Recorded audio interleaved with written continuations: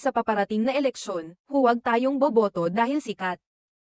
Muling nagpahayag ng kanyang paninindigan ang kapamilya actress at kilalang content creator na si Ivana Alawi ukol sa kahalagahan ng tamang pagboto. Lalo na sa nalalapit na midterm elections na gaganapin sa darating na Lunes, 12 ng Mayo, sa pamamagitan ng kanyang pinakabagong vlog.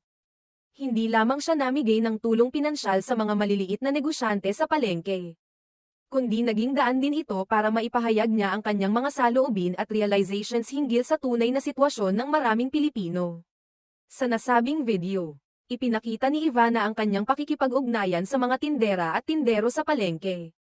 Namangha siya sa kabutihang loob ng ilan sa kabila ng hirap ng kanilang kalagayan. Gamit ang kanyang sariling pera, pinili ni Ivana na gantimpalaan ang mga taong nagpapakita ng malasakit at kabutihan sa kapwa kahit pa sila mismo ay hirap sa buhay. Habang isinasagawa ang pamimigay ng